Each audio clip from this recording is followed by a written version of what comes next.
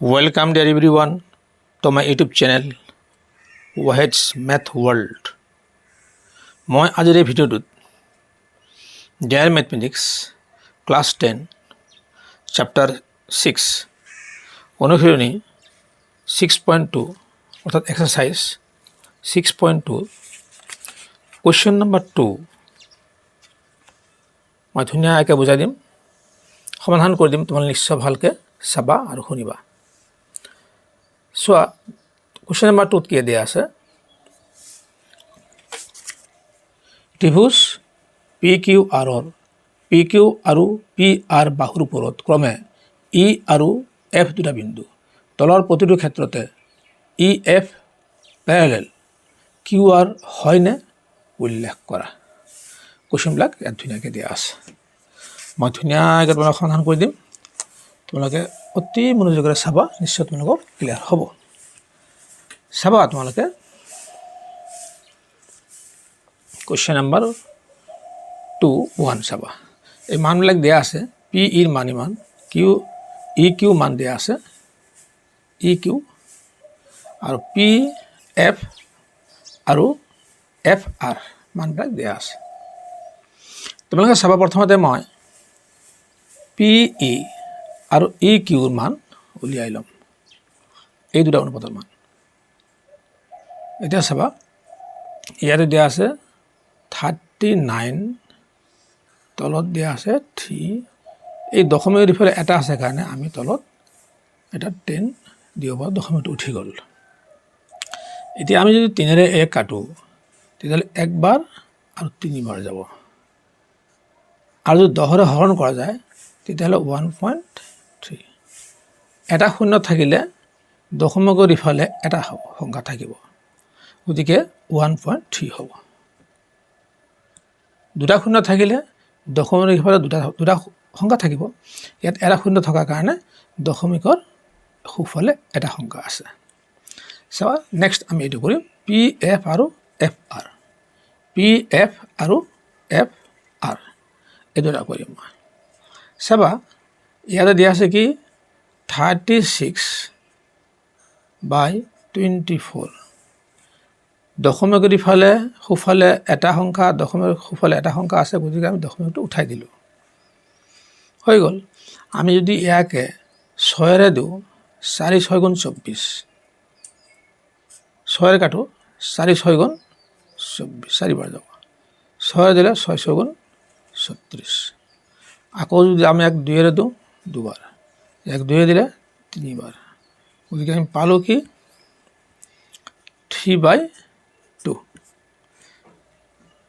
ইয়াক যদি আমি 2 ৰে হৰণ কৰো তেতিয়াহলে আমাৰ হ'ব কি 3 ৰ একবাৰ যাব এক বাকি থাকিব শূন্য হ'ব 10 হ'ব 10 ৰ আকৌ 2 5 বাৰ যাব গতিকে দেখা গল এই অনুপাতটো আৰু এই অনুপাতটো একে সমান নহল অনুপাত দুটা সমান হলেহে EF আৰু QR সমান্তৰাল হ'ব অনুপাত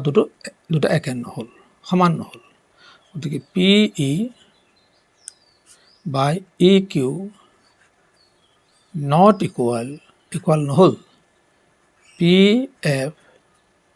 আৰু FR সমান নহল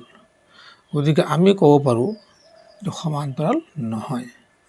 EF সমান্তৰাল QR নহয়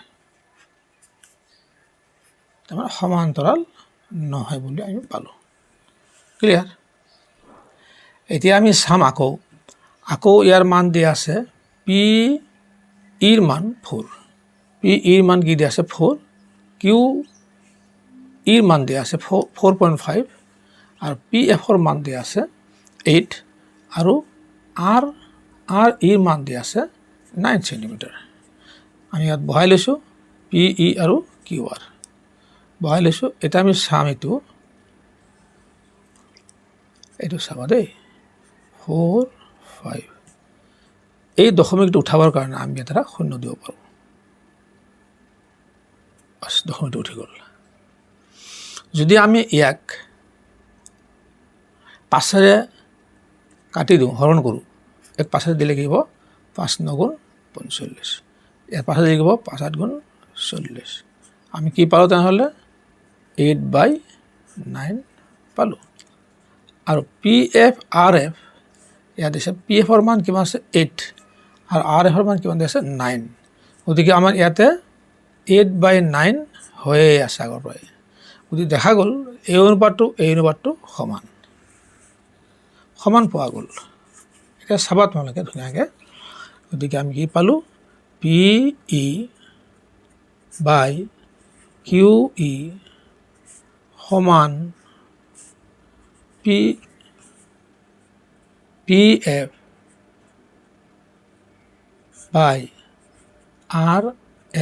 সমান পালোঁ গতিকে সমান হ'লে যদি অনুপাত দুটা সমান হয় এইটো আৰু এইটো অনুপাত যদি সমান হয় তেনেহ'লে EF আৰু QR সমান্তৰাল হ'ব গতিকে EF সমান্তৰাল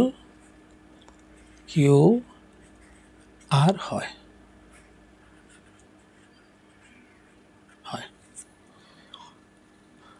ভিডিঅ'টো চাই কেনে লাগিল কমেণ্টত জনাবা এটা লাইক দিবা বেছিকৈ শ্বেয়াৰ কৰিবা কিন্তু চেনেলটো ছাবস্ক্ৰাইব কৰিবলৈ